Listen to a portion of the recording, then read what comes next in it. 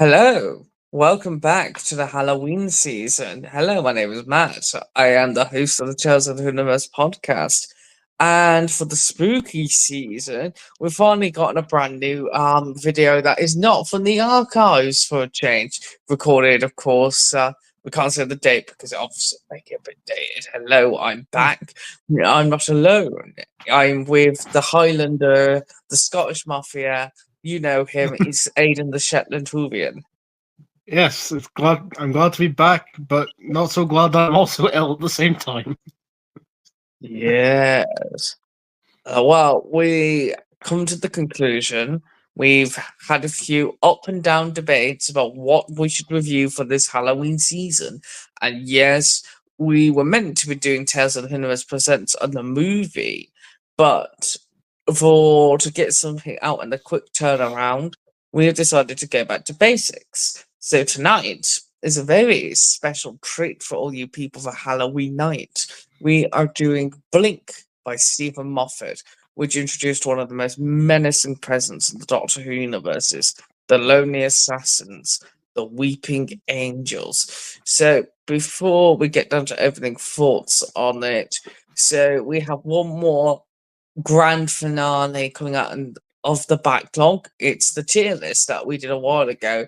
That will be in the November's backlog edition. So this is the first current up to date one for quite some time. So all the out of order stuff will be finished off in November for Doctor Who month, and then we'll be back to normality soon when all of that is out in the world. So stay tuned for our next adventures. We have got a few in the back. We're just deciding our next thing to do. So we are going to do Tales of the Whoniverse Presents a movie shortly. So stay tuned on that announcement, as well as a few stuff from Big Finish and Classic Who. But this is a first time for us. Tonight is the first foray back in time of New Who. And the reason we picked Blink is because we haven't tackled that yet. So before I get into my opening thoughts, let's go down to you, Adrian. What did you think of revisiting the worlds of Blink?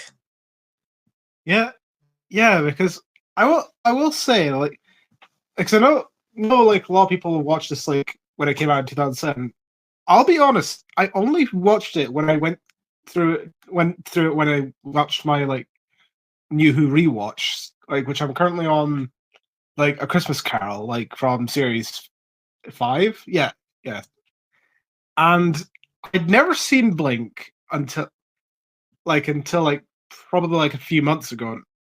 And after watching it, like I was really surprised about how good it was, like, and also how creepy it was as well. Like, especially with the concept of the angels, like, because as you might mention before, like this is their debut, and they'd also go on to like be an iconic villain like on TV, and also later on Big Finish. Not 100% sure about the books though, but hey, mate, that might be something for another day. Oh, yes. For the Lonely Assassins, which have an incredible lore that they go back to the dark times of Gallifrey, which, to my understanding, is the time and the age of Rassilon, years and years before he became the menace of the Time War, becoming the Lord President Eternal. But that's a whole of a story and a whole of a podcast. So let's go back in time. This is the penultimate story of Series 3 before it became the big, massive finale arc of the return of Jack and the Master in the next 3 stories. For the budgeting, from what I remember hearing about the story, they decided because obviously David and Freema were needed for the finale, bit like the previous series in Other Monsters, go back to that time, they needed a Dr. Light story. But what a great Dr. Light story. We follow the main characters of Sally Sparrow, played by the wonderful Kerry Mulligan, who's gone on to big and better things like in Hollywood, and since doing her time on Doctor Who, here is Sally, and with the incredible Finlay Robinson, who played Kathy Nightingale's brother, Larry. It's a small cast. It's like watching a stage performance. Also with Billy Shipton, a couple of police officers. There's no real. It's not a big story. If you think of the world, it's quite closed, it's quite dark, it's quite creepy. But what plays to the strength of the stories is the chemistries of each actor's performances. So when we kick things off in West of Dumplings, we've already got an incredible opening scene, don't we, Aidan, where the weeping angels are in the house and Sally's already gone into investigation mode.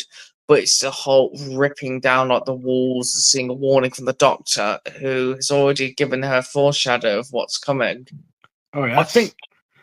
that's a great way to start a story. You don't know anything about the menaces. You're just getting the pre-warning and the stone scene where it just come out of nowhere. Well, I think the statues probably threw it at her because they knew to get her out of the house.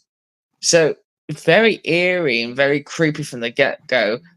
So how did you feel about the opening shot when Sally went into the investigation mode?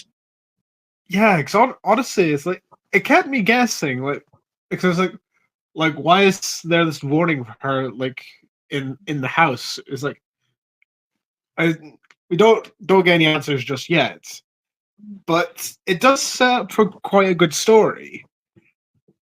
And then when she gets back, and she speaks to her friend Kathy Nightingale and sees her brother in a bit. Yeah. Yeah, I was going to say, yeah, choices were definitely made there. I don't know how Stephen Moffat got away with that, but then when you see when he writes for Matt Smith later on, you're like, yeah, it all stemmed from Blink. Yeah, it all makes sense now. Yeah, that's where he got the church idea from. Yeah, but yeah, like in terms of like Larry Nightingale, like Kathy's brother, like I didn't expect to like him as much as I did, like apart from that obvious opening bit. Oh, no pun intended. Oh wait, well, oh no, I am so sorry. You probably didn't realize what you meant. A great way to follow that. Like I swear that was not intentional.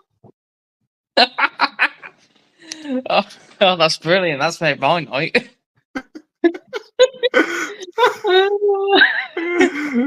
Oh, well, what was it?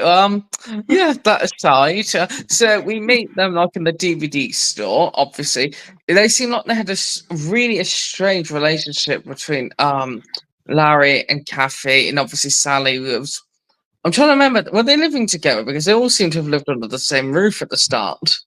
Yeah, I'm not 100% sure about Larry because I'm not sure if he was like just visiting. Oh yeah, no, sorry, he was visiting, but obviously he probably come to see Kathy. But what an introduction for a character, yeah. Like Yeah. every time I see Sally's face, a few people are writing fan fiction about Oh my. Oh no. Oh no. that. Oh, this is derailing for a Monday Yeah. night. Yeah.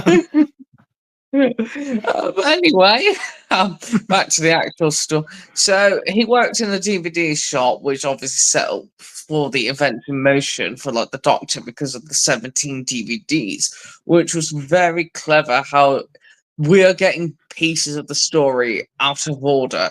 So we got already the Doctor who's already on the DVDs. So they were using like transcripts and writing down the conversations and whatnot over and over again, but it made no sense at that point of time. But as the story progresses, it starts to reveal who is the person that got him on the DVDs, why exactly is he stuck in 1969. So as we are progressing, Aidan, how are you feeling as the story is starting to reveal the bigger mystery as well about why the Doctor is stuck in his little predicament? Yes, and also we learn a bit more about the Weeping Angels. Like we don't learn a whole lot about them here because I know, because I'm pretty sure it's like later stories would go on to add more lore to them. But here, Yeah. we basically learn about their like main concept, which is like you cannot like if you see one, like don't blink. Like blink and you're dead. Or in this case, like sent back in time, and your years that you would have had are basically wiped away. Like as a food source in a way. Yes, because we had two unfortunate victims in this story, but we've already mentioned the first one. Poor Kathy Nightingale. That her whole years were stolen for her, and where does she get dumped? Hull. Hull. She gets dumped into. Yeah, Hull of all places. I mean, I don't know much about Hull, but yeah, I've never, I've never should be been, dumped there. but I've never been. But what I mean is, like, imagine you're from London and her disbelief that you're being abandoned in the past, and then okay, the one thing that I found really random with this story, I get they have to build lives, but Kathy ended up with the first bloke who said hello to her. So is this how it works now when you get set back in time? I don't know. Who knows? To be It was too honest. jackass for me. This is something he would pull. Yeah, and then later on, there's like Billy Shipton, who ends up Oh, getting. Billy was such a great character. It broke my heart for the man because all he wanted to do was take Sally out on the date. Yeah, and honestly, it's like it could have happened, but the Weeping Angels were just like, nope. Back to 1969 you go. He's such a player, ain't he? He's like he makes up stuff. Seen Sally. He had like two variations of his catchphrase, of course, but it's just of its time, isn't it? Back in the early 2000s, like life is short and you were hot, and like I've never heard such language in Doctor Who as well at that point. Yeah, it's just like clearly those were some late 2000s like pickup lines right there. Yeah, that was Rising before Rising. Oh God. I know. I think he was so good, especially the actor who played the older version of him. That was where I just felt, Moffat, how are you so evil at doing all this stuff? You broke this man's heart, and now you're breaking everyone else's hearts by giving him back to Sally on the last night she sees him. Yeah, like the last night of his life. Yeah. And he had to go essentially what started him off at 10, the old saying goes, the long way round. Yeah. Yeah, because that part was just absolutely heartbreaking. I know. I really also enjoyed the moment, where he got to meet the Doctor and Martha, and we get introduced to a gadget that won't come back until the 50th, the timey-wimey detector. Oh, is it? Well, that might Yes, be it's something to pay attention to when I get to Day of the Doctor again. yeah, the one with the rabbit where it goes ding, it's the same one. Oh, wait, that's it? Oh, Yeah, that's the same one. yeah, never really put that together. It's like, it's a machine that goes ding. Yeah, so he said, have you seen my timey-wimey detector? It goes ding, it's the same one. Oh my god. Well, that is something I'm going to have to look out for when I get back to the 50th. Oh yeah, because it was the one Easter egg he brought back in from that. It's the only thing that he brought from series 3, besides Tennant himself, and I just thought that was a fantastic callback. Yeah, I mean, the other thing that was brought back from Series 3 was obviously Elizabeth I, but yeah, yeah, it's getting off topic now. Oh, yeah. But it was a different writer, but that was a whole other story. Yeah. But no, what I mean is like in terms of this episode, I gotta say, I think what this episode is a fear factor episode. Like as a child watching it like I did on telly, I was so excited about the concept of Blink, but I remember the next time trailer was terrifying. I didn't even know if I was going to watch it. And for about nearly a decade, I was scared of stone statues because of this episode. This, to me, is also one of Murray Gold's best soundtracks of the show. Like, it's pure horror. It's literally, you'd think this is from a horror film watching, like, The Weeping Angels. Yeah, it's like, yeah, it's honestly so good. I think what sells it the most is my hats off to Sarah Louise Madison and all the Weeping Angel performers as well that were in that episode, because apparently it was so difficult to keep still during each take. So could you imagine you have to stop filming to keep moving them only an inch, but have to keep them still for about how many hours under the hot makeup and the hot lights? Yeah, because yeah, 'cause just thinking about that, that must have been like hell to do, to film. Like, I'm guessing Oh, they must have like fixed that out like in later stories. Like, it got better from my understanding. Yeah, from my understanding, when they did Tom of the Angels and whatnot, because I think that's part of the reason why they had to do the CGI trickery, which some people like and some people don't, because it was to give the actors a breather, I believe. yeah, But also, going back to this, so one of the most cleverest things, if you go and watch any later Weeping Angel story, the image of an angel becomes an angel, and they still had a picture of one. Would we ever find out if the Weeping Angels would have come back out of that little picture that Sally had later? Who knows? Because that wasn't created yet, but that's their law. oh yes, So, what I find fascinating a lot about this episode is it's really straightforward, but what I really liked was in the house, like Larry's not believing all of this, and he thought that she lived in the Scooby Doo house. She literally thought, I mean, it's he, sorry, literally thought that she, Sally, was living in that house when they met.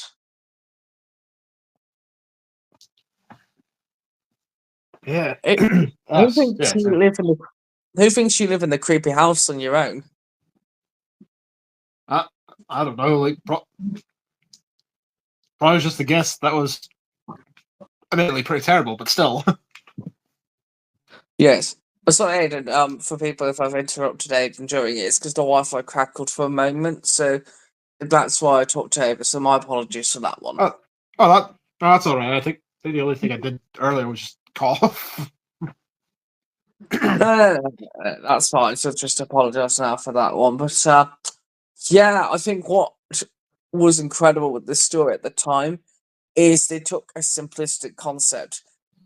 I think with Love and Monsters, we'll go back to that one. When they did it, all the characters were the main feature, but the Doctor was barely in it because of a different reason.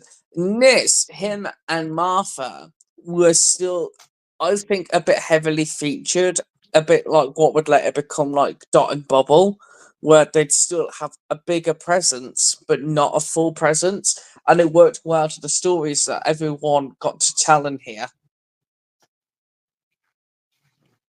Yes, and I was going to jump ahead a bit because there was one interesting bit about the episode I did really like as well.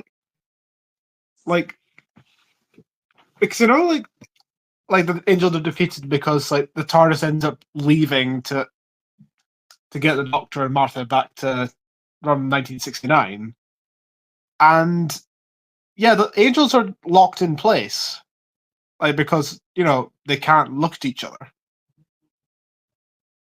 It makes you think though, in the Doctor Who universe, are they still there? Like, it's probably just a random thought, but I know, like in the ending, like that there is like the whole thing, like where Sally sees the Doctor walking past the DVD shop, and she gives him the transcript. So like that's how we get all the answers. So it's like kind of like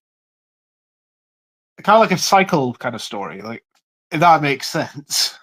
Like, where it's like Sally from the future gives the Doctor and Martha the transcripts, and then later on they get sent back to 1969 because of another weeping angel in the area, like, which is implied to be, I think it's like the gargoyle, like a gargoyle as it zooms up to it.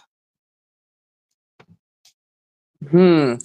Well, on that note, what you were saying there about the house, I believe so, because they've said in numerous stuff, expanded media, and I think a bit later with Time of the Angels, when they're quantum locked, they can't break out of their predicament. So they probably are still stuck in Western Drumlins. So they've lost their power, But should they ever get it back, like if somebody blinks or whatnot, you just never know. So never say never, because if they get an energy source big enough like the TARDIS again, they'll be back on the scene. But for now, they're permanently stuck in their predicament.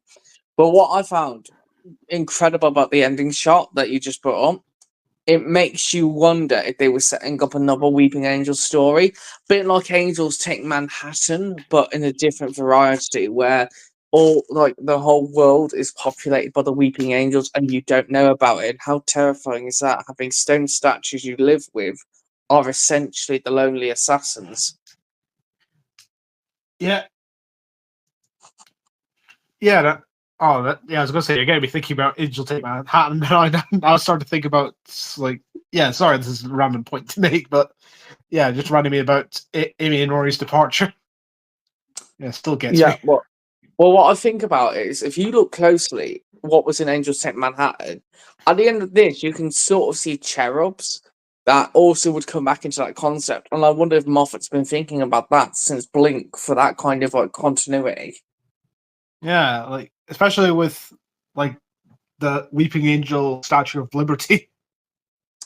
Well, that's a whole choice was made with that one. Yeah, I mean, they don't get were me definitely wrong, made. for people who don't quite get like Angels Take Manhattan, because if you've not watched Doctor Who for the first time or you've experienced it, so because it's been quite a few years, so it's perfectly fine to spoil it in another review. So that we're just going to sidestep quickly on. So with Angels Take Manhattan, unlike Blink, there was a massive fear factor for the Weeping Angels. When it came back to Angels Take Manhattan, there were some scary moments. I found the cherubs were terrifying because that was another great concept. But when you bring the Statue of Liberty crashing down, thundering, a big giant weeping angel statue in the city of Manhattan, and you're telling me nobody could hear that thing, there's something wrong. Yeah, it does make you think. Like no one thought like, wait, did the Statue of Manhattan just move? Or the Statue of Liberty just move?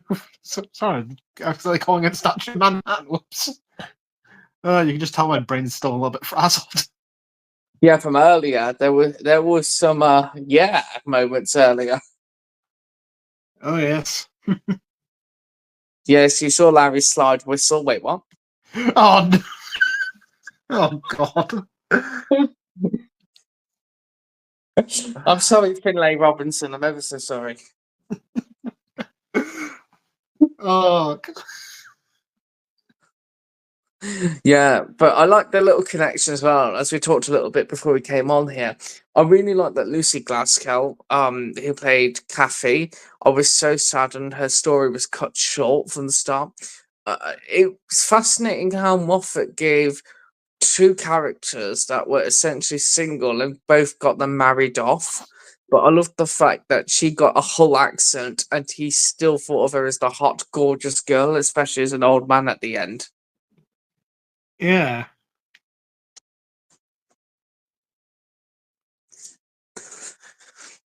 I think Blink does exactly what it says. It's terrifying. It's psychological to kids. Like for me, obviously, it's changed now for certain kids. Like, I mean, parents. I know you lot out there. Some of you are letting your kids watch the Terrifier, and I can't believe you're letting them watch Art the Clown. I would rather you watch the Weeping Angels than that, but that's just me. Yeah.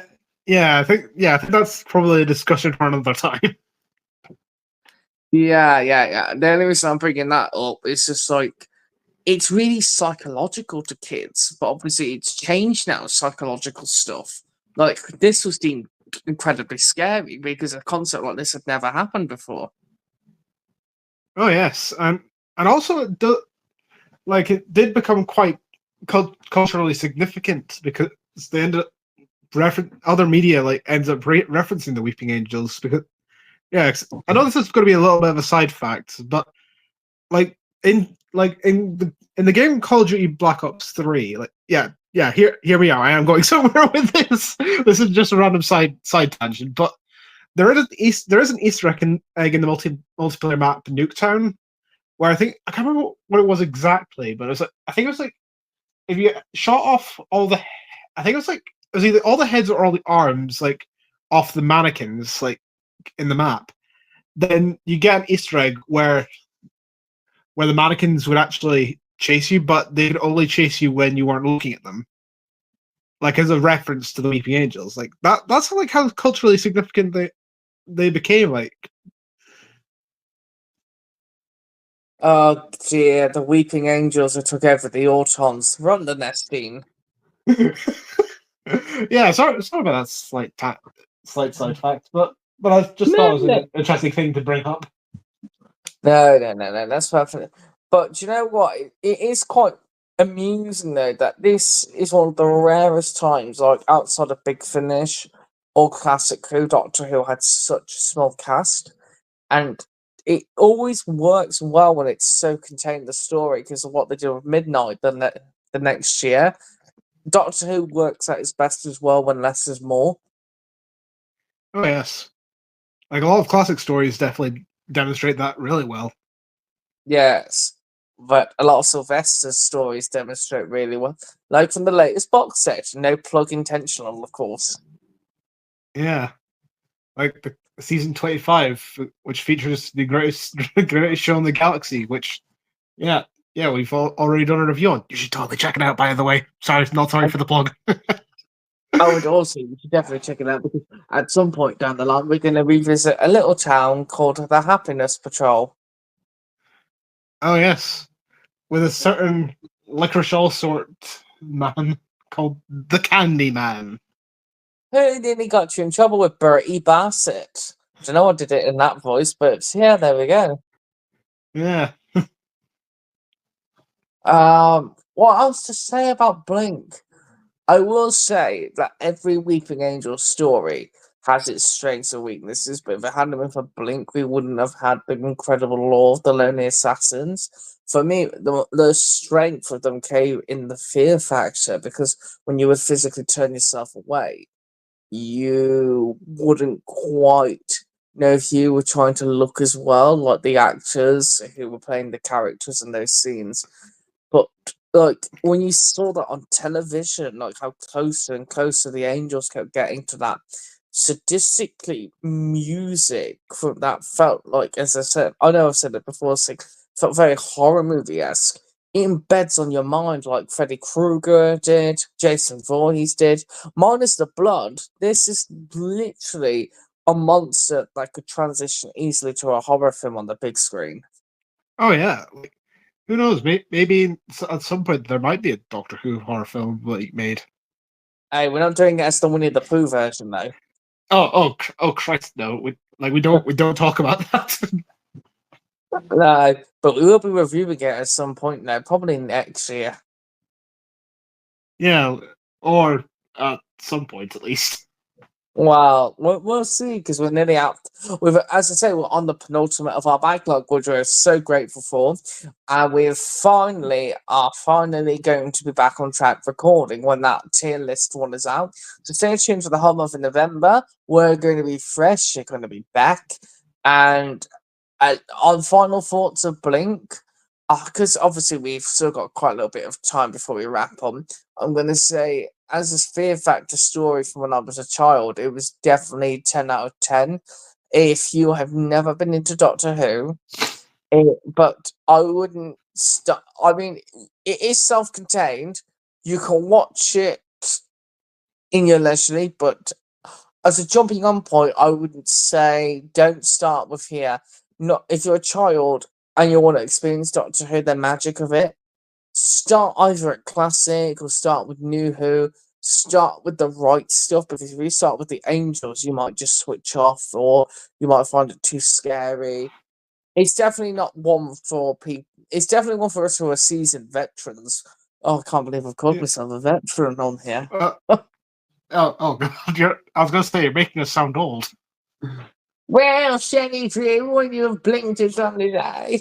I'm just Yeah, I really thought you were going to no. go into your William Hartnell impression, like, ah, yes, when you've been around here as long as I. Oh, this podcast has definitely gone into chaos mode. That could be worse.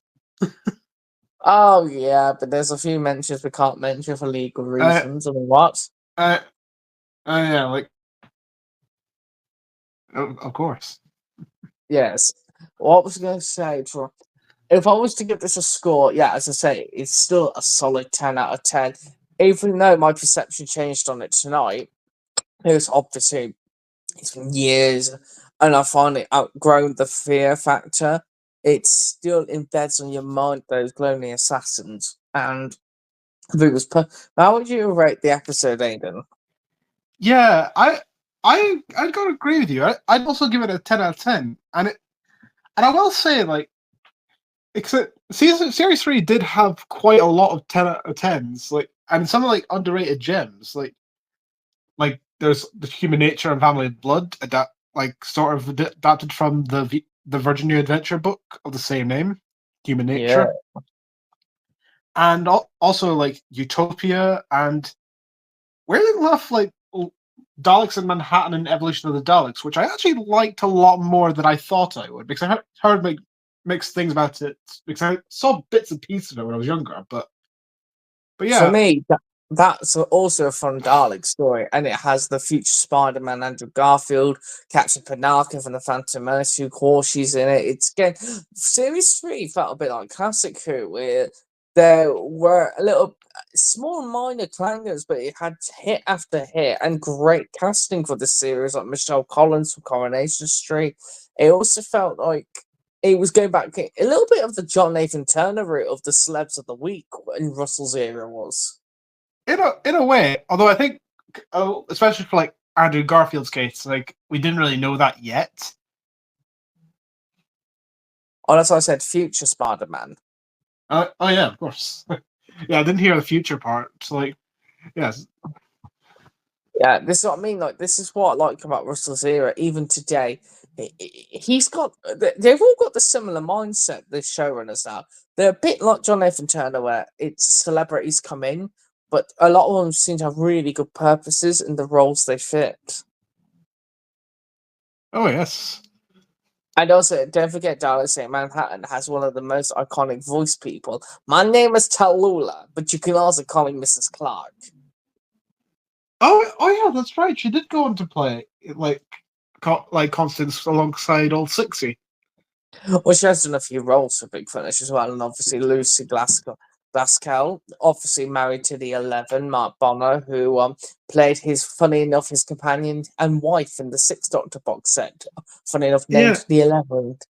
yeah. That reminds me, I still actually have to finish that box set because I kind of just stopped. Like I think after the second story, I just never picked it up again.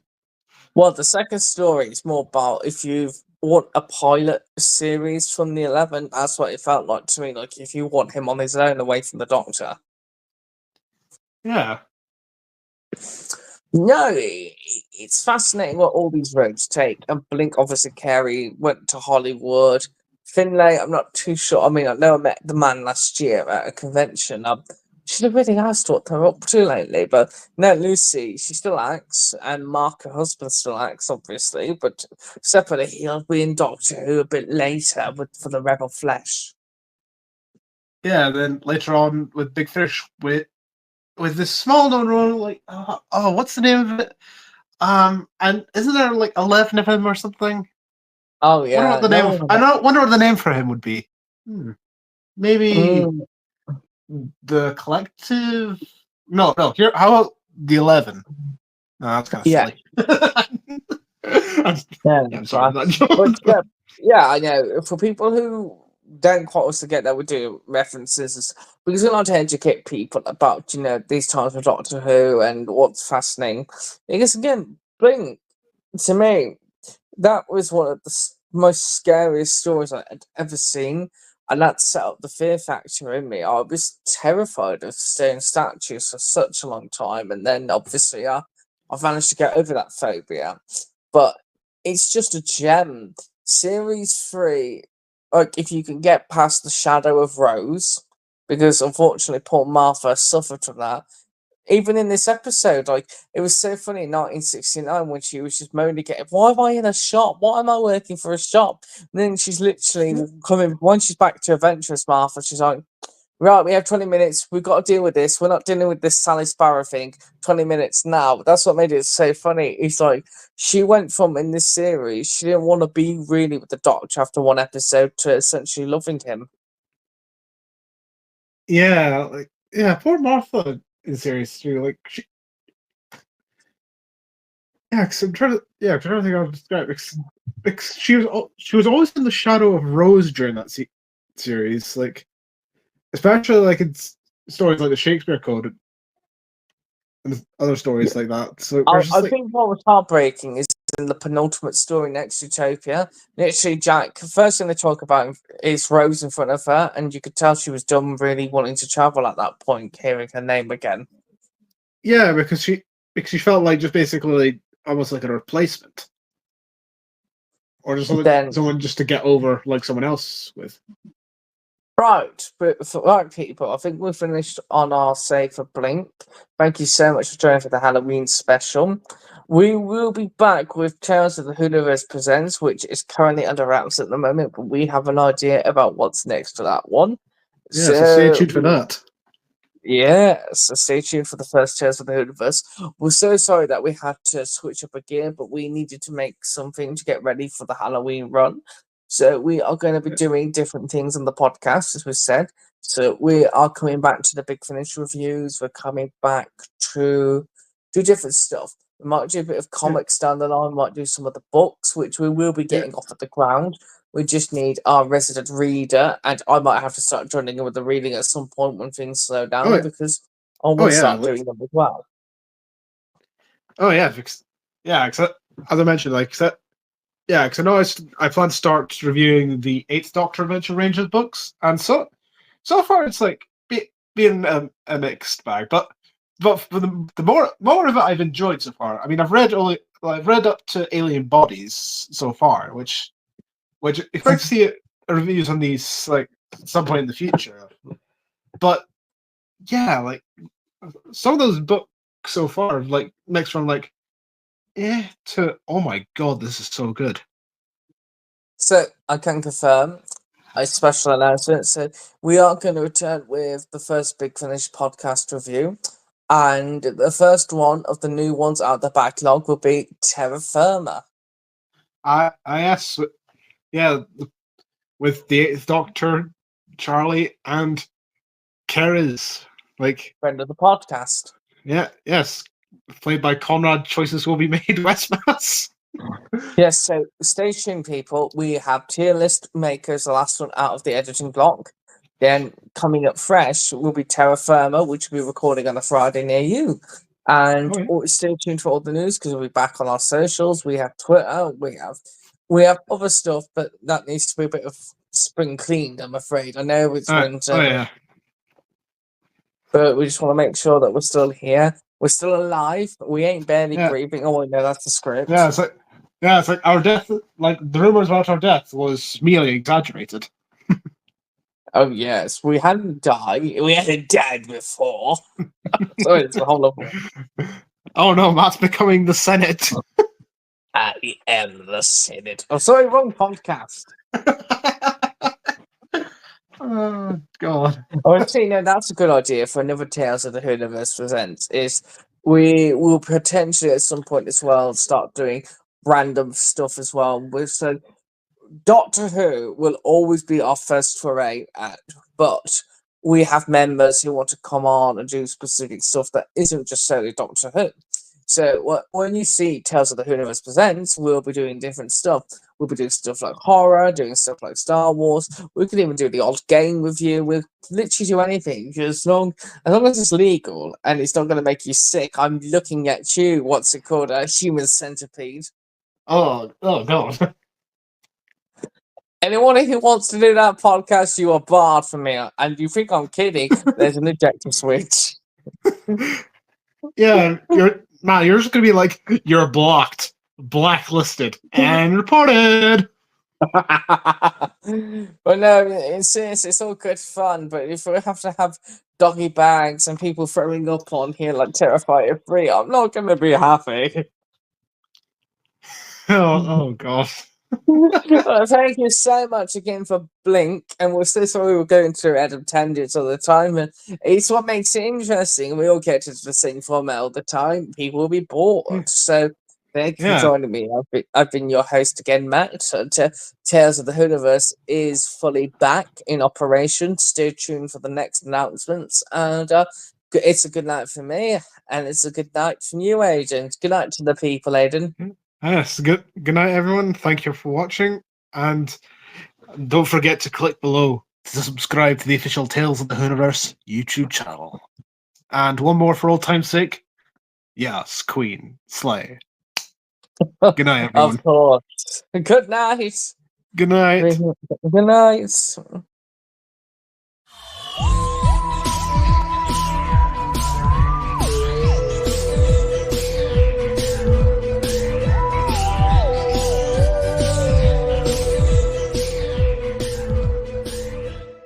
Hello, this is Kerry's, and you've been listening to the Tales of the Whoniverse podcast.